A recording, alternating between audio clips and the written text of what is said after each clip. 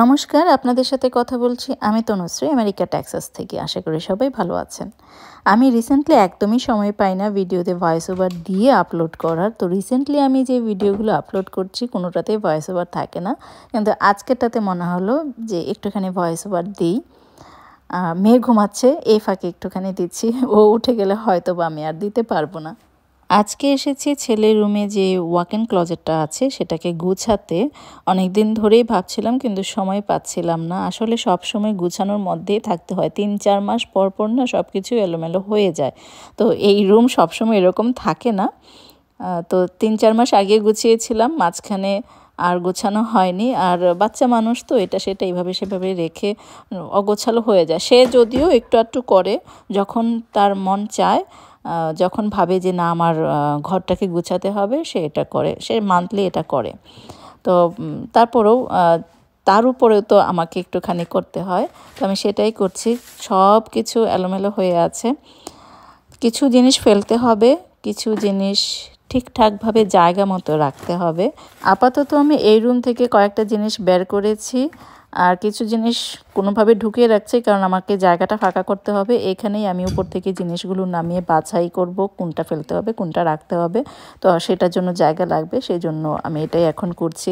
আর ওর যত টয় আছে সবই আমরা গ্যারাজে রেখে দিয়েছি একটা বক্সে করে, কারণ ওই টয়গুলো দিয়ে সে তো খেলে না, খেলার আসলে সময় নেই। আর বাচ্চা মানুষ একটা টয় দিয়ে আসলে বেশি দিন খেলেও না, শুধু সে রাখতে চায়, ঘরের মধ্যে রাখতে চায়। তো আমি বলেছি সব কিছু গ্যারাজে থাকবে, যখন তোমার খেলতে ইচ্ছা করবে গ্যারাজ থেকে নিয়ে এসে খেলো।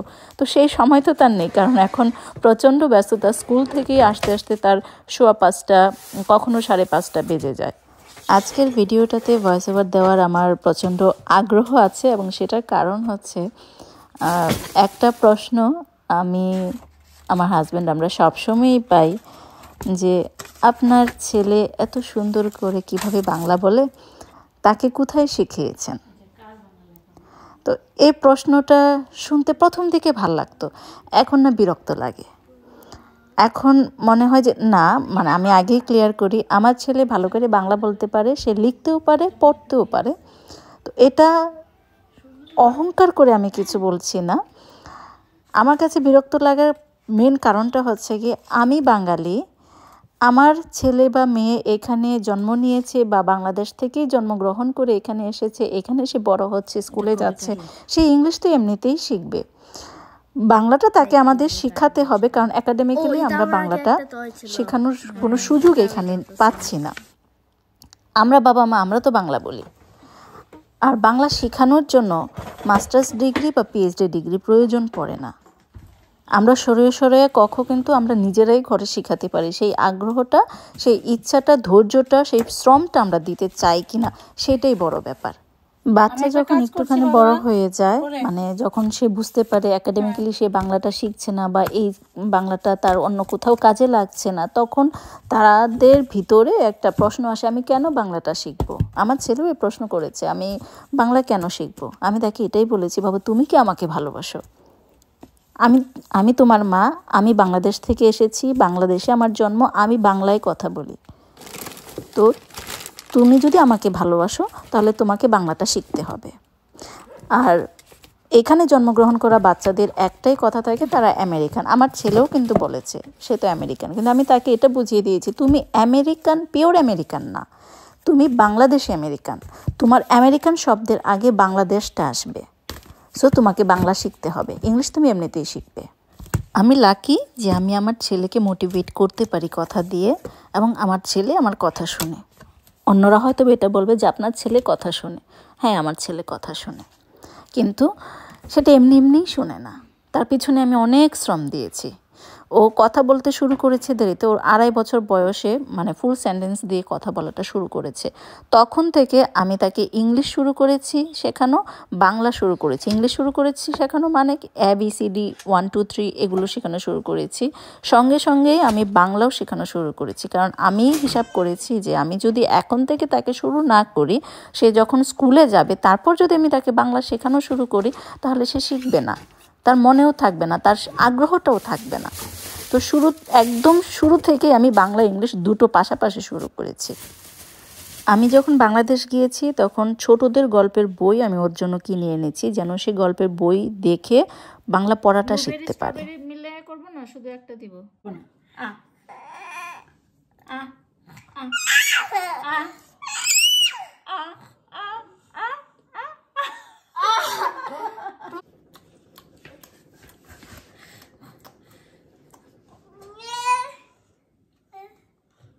দেখাও, সে এই তো আমার কাছে এসে করছে না না। তোমার খাবে, আবার খাবে।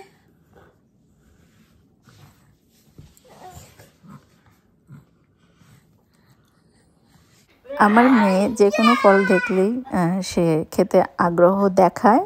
কিছু কিছু ফল সে খুব পছন্দ নিয়ে খায়, কিছু ফল মুখে নেওয়ার পরে আর তার ভালো লাগে না, তখন সে আর খায় না। কিন্তু ভাত খেতে তার যত আপত্তি। সে রুটি খাবে, রুটি আবার খালি খালি খাবে, কোনো কিছু দিয়ে খাবে না, শুকনো শুকনো রুটি খাবে। তো এখানে ভাই বোন খেলছে, যে কথাটার মধ্যে ছিলাম সেটাতেই আবার ফেরত যাই। বাংলা শেখানোটার জন্য আমাদের আগ্রহটা দরকার সবার আগে। আগ্রহ থাকলে পরিশ্রম এমনিতেই করা যায়। আরেকটা কথা আমি অনেকবার শুনেছি যে এখানকার বাচ্চারা ছোটবেলায় যাও বাংলাটা শিখে বা বলতে পারে, বড় হলে পরে তাদের সেই আগ্রহটা থাকে না, তারা সেটা করে না বা ভুলে যায়। তো আমি এখানে হিউস্টন দুর্গাবাড়িতে আমার ছেলেকে গান শেখাই, কবিতাও শেখাতাম, কিন্তু এখন সে এত ব্যস্ত সেজন্য কবিতাটা শেখানো বন্ধ করে দিয়েছি। আর্ট শেখে সে ওখানে। তো ওখানে আমরা গিয়ে আমার ধারণাটা পাল্টে গিয়েছে, যেটা আমি শুনেছি যে বাচ্চারা বড় হলে পরে বাংলা বলতে চায় না বা তারা ভুলে যায়। তো ওখানে হাই স্কুলে পড়ে বাচ্চারাও কবিতা আবৃত্তি করেছে, বাংলা গান গেয়েছে, তবলা বাজায়। একটা ছেলে তবলা বাজায়, সে এত সুন্দর করে বাংলা বলে, সে হাই স্কুলে পড়ে। এখানকার হাই স্কুল হচ্ছে ক্লাস 9 থেকে 12 পর্যন্ত। আমি যাদের কথা এখানে বলছি যে এত সুন্দর করে কবিতা আবৃত্তি করে বাংলা গান গায়, রবীন্দ্রসঙ্গীত এবং বাংলা গানের সাথে নাচে, তবলা বাজায়, যাদের মুখে আমি বাংলাটা শুনেছি তারা সুন্দর উচ্চারণ করেছে এবং বাংলাদেশভাবে উচ্চারণও কিন্তু আছে। কয়েকজনের কবিতা আবৃত্তি শুনেছি, তাদের উচ্চারণটা ওই রকম না, মানে যেরকম বাংলাটা আমরা শুনতে চাই বা শুনে অভ্যস্ত ওই রকম না, কিন্তু তারপরেও তাদের চেষ্টা আছে, তারা আবৃত্তিতে এসেছে, সেটা বাংলিশ উচ্চারণ হোক আর যাই হোক। কিন্তু কয়েকজন এত সুন্দর বাংলা বলে, গান গায়, আবৃত্তি করে, যে আমার ধারণাই পাল্টে গেছে। শুনে শুনে যে ধারণাটা আমার হয়েছিল যে ছোটোবেলায় তাদেরকে শেখানো সহজ বা তারা শিখে বা বলে, কিন্তু বড় হলে পরে তাদের সেই আগ্রহ থাকে না, তারা ভুলে যায়, বলতে চায় না। তো আমি জানি না আমার ছেলে বড় হলে পরে কতটুকু তার এই অভ্যাসটা থাকবে। আমি চেষ্টা করছি, যদি না হয় তারপরে তো আমি বলতে পারবো, আমি আমার কাছে ক্লিয়ার যে আমি বাংলাটাকে শেখাতে চেয়েছি কিন্তু আমি ওইভাবে পারিনি। তখন বলবো যে হ্যাঁ, অন্যরা যা বলেছিল তা সত্যি, সেটাকে আমি মেনে নেব। কিন্তু এই 21শে ফেব্রুয়ারির সামনে তো, আর ওই দিন ওই জিনিসগুলো গুছাতে গিয়ে বাংলা গল্পের বইগুলো সামনে এসেছিল, তাই মনে হলো যে না, এই বাংলা শেখানোটা নিয়ে আমি একটু বলি, যেটা আমি এক্সপিরিয়েন্স করেছি সেটাই শেয়ার করি সবার সাথে। ওই পণ্ডশ্রম কবিতাটার মতো চিলে কান নিয়ে গেছে, এই বলে সবাই ওই চিলের পিছনেই ছুটছে, কিন্তু নিজের চেষ্টাটা তো করতে হবে। যে কারোর মনে থাকে না, কেউ আগ্রহ দেখায় না, কিন্তু দেখি আমার বাচ্চা পারে কিনা বা আমার বাচ্চা সেই আগ্রহটা দেখায় কিনা, আমরা সেই চেষ্টাটা করি না, করতে চাই না বলে অন্যদের কথার ভিড়ে নিজেদেরকেও ফেলে দিই এবং সেটা থেকে দূরে থাকি যে না, শিখাবো না, শিখে কি হবে, পরিশ্রমটা করে কি হবে। আমি এখানে একটা স্টোরি শেয়ার করছি। আমি একবার নন বেঙ্গলি, মানে ইন্ডিয়ান, কলকাতার না, এক ফ্যামিলিতে গিয়েছিলাম ওদের বাসায়। তো ছেলেটা তখন মনে হয় ক্লাস 4-এ পড়ে। তার মাকে জিজ্ঞেস করছে, মা আমার খিদে পেয়েছে, আমাকে খাবার দাও। সে ইংলিশে বলছে মাকে, তার মা কোনো অ্যান্সার করছে না। কয়েকবার বলার পরেও তার মা কোনো উত্তর দিচ্ছে না। তখন ছেলে বুঝতে পেরেছে যে মাকে তো তার ভাষায় বলতে হবে, তাহলে মা উত্তর দিবে। যখন ছেলেটা তাদের ভাষায় বলেছে তখন তার মা বলেছে ঠিক আছে, আমি খাবার দিচ্ছি। তো আমি একটা জিনিস ফিল করে কি আমার কাছে মনে হয়েছে যে আমরা বাংলাদেশিরা বা আমরা বাঙালিরা না, অনেক বেশি উদার, বা আমরা অনেক বেশি স্মার্ট হতে চাই। বাংলা বলতে পারাটাকে আমরা অনেকে ভাবি যে সে পিছিয়ে আছে, সে শুধু ইংলিশ বলতে পারে, এটাই হয়তো বা সে স্মার্ট এবং সে অনেক এগিয়ে আছে, সে খুব ভালো স্টুডেন্ট। এখানে আমি আমার একটা স্টোরি শেয়ার করি। আমাদের বাসায় আমরা সবাই ঘুম থেকে আগে উঠি, মানে ছোটোবেলাকার কথা বলছি, এখনও আমরা ঘুম থেকে আগে উঠি এবং আগে আগে ঘুমাতে যাই। তো আমি এটা শুনেছিলাম যে যারা আগে ঘুমাতে যায় এবং সকালবেলা ঘুম থেকে উঠে, অনেক আর্লি ঘুম থেকে উঠে, তারা খ্যাত। স্মার্ট হচ্ছে তারাই যারা দেরি করে ঘুমাতে যায় এবং দেরি করে ঘুম থেকে উঠে। তো এটা যদি হয় ডেফিনেশন, তা আমার কাছে এখন মনে হচ্ছে, আমি এটা ফিল করি আর কি, যে যারা বাংলা বলতে পারে না, শুধুমাত্র ইংলিশ বলে এবং বাংলিশভাবে বাংলা বলে, তারা অনেক স্মার্ট, তারা অনেক ভালো স্টুডেন্ট, এটাই মনে হয় আমরা মনে করি। এটাকে আমরা অনেক গর্ব করে বলি যে আমার ছেলে বা মেয়ে তো বাংলা বলতে পারে না, কিন্তু এটা লজ্জাজনক। অনেক কথা আজকে বলে ফেলেছি। আমার কাছে না 21শে ফেব্রুয়ারির দিনটার কথা যখন মনে হয়, 1952 সনে ভাষা আন্দোলনের কথা যখন মনে হয় না, এখনও না গলা কাঁপে আমার। জানি না, আমার কান্না আসে। আমার ছেলেকে যখন 1952 সনে ভাষা আন্দোলন নিয়ে বলছিলাম, আমি কেঁদে ফেলেছিলাম। তো আমার ছেলেও কাঁদছিল, তো আমি বলেছি, বাবা তুমি কাঁদছো কেন? তখন আমার ছেলে বলেছিল যে মা তুমি কাঁদছো তাই আমি কাঁদছি। কিন্তু আমি জানি না, আমার কাছে খুব কান্না আসে। মুক্তিযুদ্ধ নিয়ে যত, মানে আমার এতটা আবেগ হয়তো বা কাজ করে না, ভাষা আন্দোলন নিয়ে আমার খুব খারাপ লাগে। আমি যখনই আমার ভাই রক্তে রাঙানো গানটা শুনি বা নিজে গাই, আমার কান্না আসে, আমি কান্না আটকে রাখতে পারি না। এখানে আমার ছেলে রুটি বানাবে, আমি রুটি বানাচ্ছিলাম তো খাওয়ার জন্য। আমি হাতে রুটি বানিয়েই খাই, তো কেনাটাও রাখি করে, সুবিধা অসুবিধায় কাজে লাগে। তো ছেলে অনেকক্ষণ ধরেই চাইছিল, আমি বলেছি লাস্টের যে রুটিটা থাকবে সেটা তুমি বানাবে, তো এটাই সে বানাচ্ছে। রোল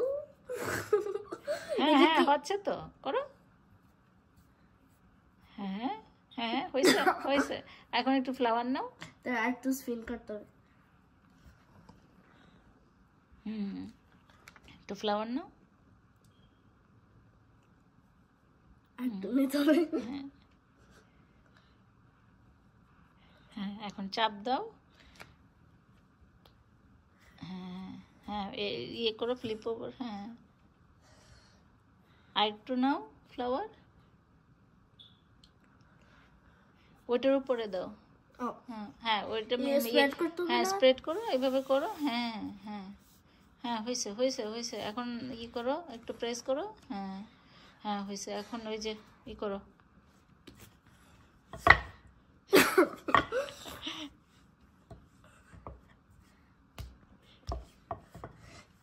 রুটি বানানো অনেক ইজি, তাই না বাবা? অনেক হার্ড।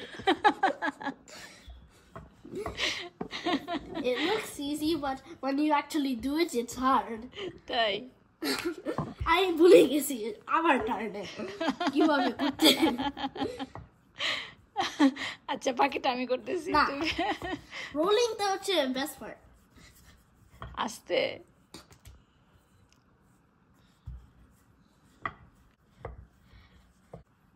বাবা, এখন আমি করি, তুমি খেতে চাও না? এটা ছিঁড়ে গেছে। ছেড়ে যায় নাই, আমি করি, আমি করি। সেকেন্ড টাইম, থার্ড টাইম কি হবে? First time failure. আজকে অনেক কথাই বললাম, আর শেষের দিকে একটু কান্না চলে আসছিল। এটা আমার কোনোভাবেই আমি আটকাতে পারবো না। আমি যখনই এটা নিয়ে চিন্তা করি আমার কান্না চলে আসে। তো এটা ইচ্ছাকৃত না। তো যদি ভালো লাগে আজকে ভিডিওটি, সবাই একটা লাইক দিবেন আর চ্যানেলটিকে সাবস্ক্রাইব করে আমার পাশেই থাকবেন।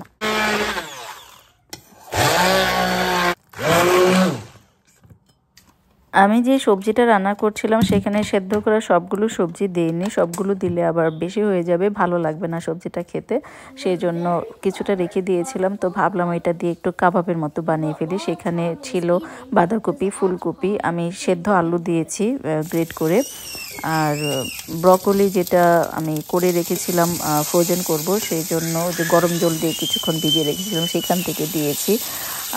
পাউরুটি দিয়েছি গ্রাইন্ড করে, এখানে গরম মশলা গুঁড়া দিয়েছি, জিরা, টালা জিরা গুঁড়া, মরিচের গুঁড়া মনে হয় দিয়েছিলাম, ভুলে গিয়েছি। আমি মরিচ গুঁড়া দিলেও সেটা কাশ্মীরি মরিচের গুঁড়া দিয়েছি অল্প পরিমাণে, ঝাল হওয়ার মতো কিছু দিইনি, কারণ আমি আমার মেয়েকেও দিব খেতে, সেই জন্য।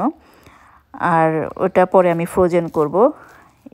আর পাশাপাশি আমি মাছ ভাজি করছি, এটা আমি ম্যারিনেট করে রেখে দিয়েছিলাম তান্দুরি মশলা, দই সব কিছু দিয়ে, মানে তান্দুরি চিকেন যেভাবে মাখাই সেমভাবে আমি মাছটাকেও, এটা স্যামন মাছ ছিল, এটাকে ম্যারিনেট করে ফ্রিজে রেখে দিই। 3 পিস 4 পিস করে আমি প্যাকেট করে করে ডিপে রেখে দিই, যেদিন খাই সেদিন জাস্ট আগে বের করে রাখি, তখন ডিফ্রস্ট হয়ে গেলে তারপর এটাকে ভেজে আমরা রাতের বেলায় বিশেষ করে আমরা খাই এটা, তাহলে হালকা একটা খাবার হয়ে যায় আর রেডি থাকে যেহেতু সব কিছু, পরিশ্রমটাও মনে হয় কম লাগে। যদিও কাজটা তো আমি করেইছি, আগে করেছি, ওই দিন করতে হয়নি আর কি। অনেক সময় অনেক ব্যস্ততার মাঝে অনেক কাজে দেয় এই ছোট ছোট স্টেপগুলো আগে থেকে করে রাখলে। সবজি দিয়ে কাবাব করে আমি ফ্রোজেন করেছি, খাওয়া হয়েছে আমাদের, কিন্তু আজকে যেভাবে বানাচ্ছি ডাল সবজি সব কিছু সেভাবে আমার করা হয়নি। ডাল দিয়ে সবজি দিয়ে করেছি, কিন্তু সেটা অন্যরকমভাবে প্রসেস করা ছিল। তো আজকেরটা টোটালি নিউ, হঠাৎ করে মনে হলো সবগুলো সবজি না দিলে সব তরকারিটা খেতে ভালো লাগবে না, তো বাকিগুলো দিয়ে কি করব, হঠাৎ মনে হলো যে কাবাব বানিয়ে ফ্রোজেন করে রাখি, তাহলে লাঞ্চে দিতে পারি, ছেলে বাবাকেও লাঞ্চে দিতে পারবো, আবার ছেলেকেও লাঞ্চে দিতে পারবো, মেয়েকেও মাঝে মধ্যে খাওয়াতে পারবো, বা হঠাৎ করে গেস্ট আসলে যদি সবজি লাভার কেউ আসে তাহলে তাকে সেটা বানিয়ে দেওয়া যাবে। আমি আজকে এখানে বিদায় নিচ্ছি, সবাই ভালো থাকবে, বাই।